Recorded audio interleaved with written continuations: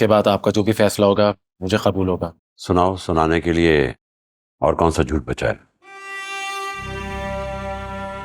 शकील, सुन ले इसकी बात।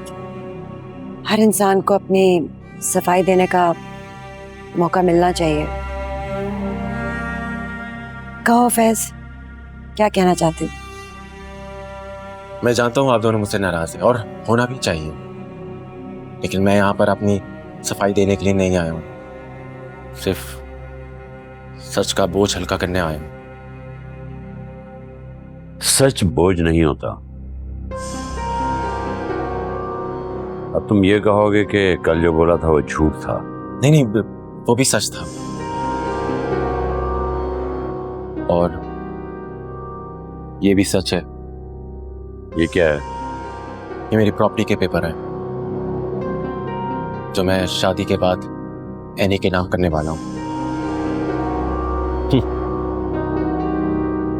अब तुम प्रॉपर्टी दिखाकर अपने करतूतों पे पर्दा डालना चाहते हो? हाँ, नहीं नहीं नहीं नहीं नहीं, नहीं, नहीं, मैं सिर्फ अपना खुलूस का जज्बा दिखाने के लिए आया हूँ।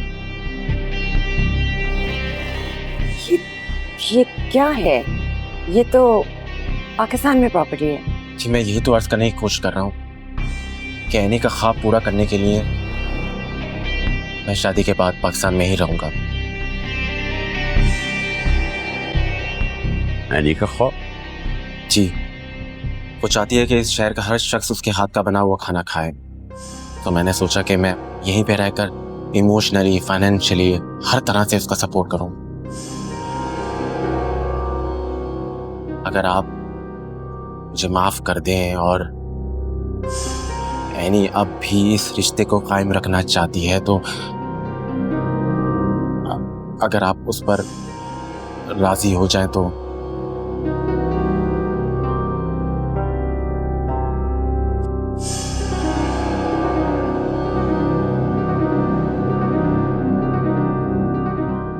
देखिए अंकल, एनी ने मुझे बताया है कि किस तरह से आपने उसे बाप से बढ़कर प्यार किया, मां से बढ़कर चाहा। वो जितना आप लोगों के बारे में बात करती रहती है, उतना मैं आपका एहसानमंद होता रहता हूं कि किस तरह से मेरी बीवी, मतलब मैं मेरी होने वाली बीवी का ख्याल रखा। वो आदमी मेरे लिए कितना अहम होगा। आप लोगों को देख के एक अपनायत सी होती है मुझे कि जिस फैमिली का मैं परसों से ख्वाब देखता था, अगर आप दोनों राजी हो जाए तो वो फैमिली शायद मुझे मिल जाए।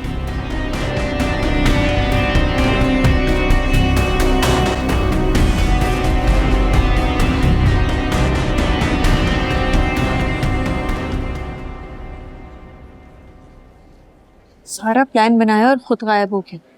अजीब इंसान है। क्यों? तुम्हें मेरे साथ बैठने में कोई इशू है? नहीं, इशू तो नहीं है, लेकिन शक जरूर है। अरे यार, क्या हो गया? मुझ जैसे मासूम लड़के पे तुम शक कर रही हो? कितनी जालिम लड़की हो तुम यार। तुम और मासूम, सारी मासूमियत जानती हूँ मैं तुम्हारी। अच्छा, और क्या क्या जानती हो तुम मेरे बारे में?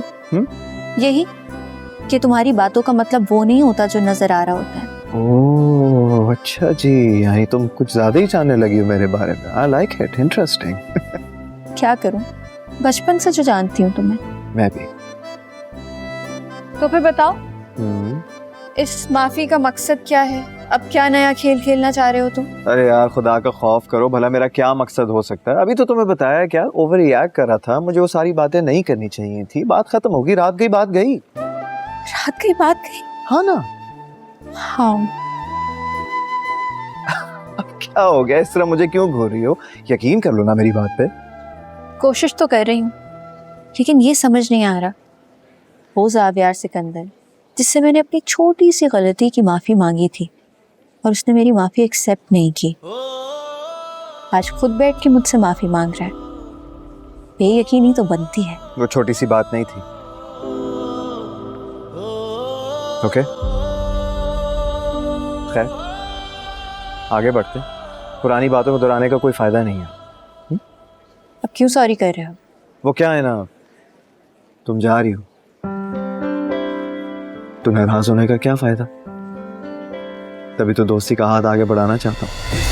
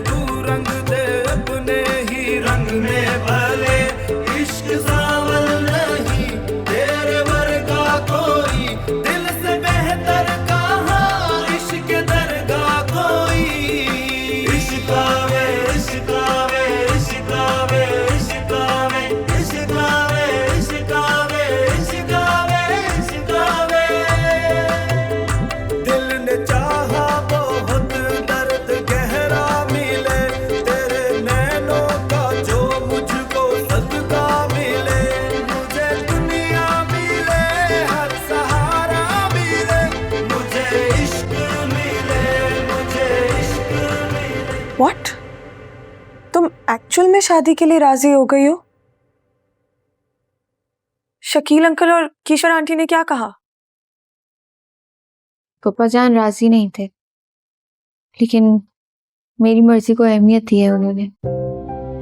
वैसे भी तुम जानती हो, जब तक मेरी शादी नहीं होगी तो निदा की शादी भी नहीं हो सकती। वैसे भी मेरी मर्जी होना ना होना, इन सब बातों का अब कोई फायदा नहीं है। घर में बिला वजह इस बात को लेके बहस होना, लड़ाई झगड़े होना मुझे अच्छा नहीं लगता। वैसे भी जब वो मुझे मेरे काम करने से नहीं रोक रहा तो मुझे किसी भी चीज पे इख्तिलाफ नहीं होना चाहिए। शकील अंकल वाकई बहुत अच्छे हैं।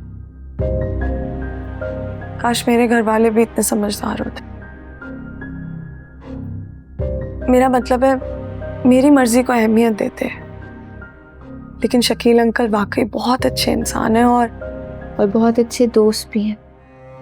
इस दुनिया में अगर किसी को मेरी ख्वाहिश, मेरी पसंद का ख्याल है तो वो पप्पा जान है।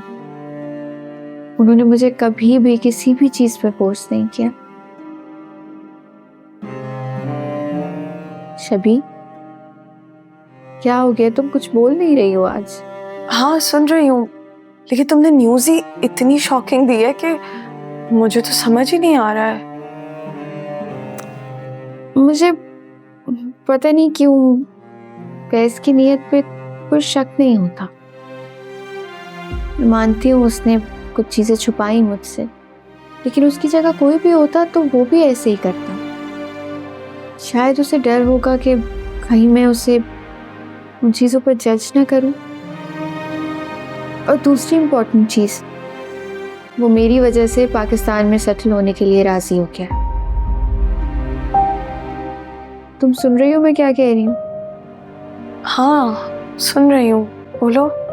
अच्छा, तो फिर बताओ मैं क्या कह रही थी? वो तुम कह रही थी कि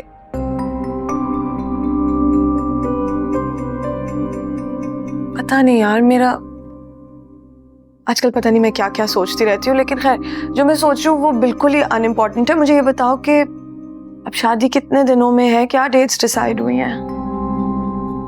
2 हफ्ते बाद है। 2 हफ्ते? यार ये तो बहुत जल्दी है। It's too soon. क्या मतलब इतना सब कुछ इतनी जल्दी कैसे होगा? लेकिन जब सब राजी हैं तो फिर देर किस बात की? अच्छा देखो एनी, मैं तुम्हारी बात को कभी भी अपोज नहीं करूंगी, मगर तुम प्लीज एक चीज समझो कि शादी एक बहुत बड़ा फैसला है। प्लीज सोच समझ के करना, कहीं बाद में तुम्हें कोई पछतावा ना हो। तुम परेशान लग रही हो, कोई बात है क्या?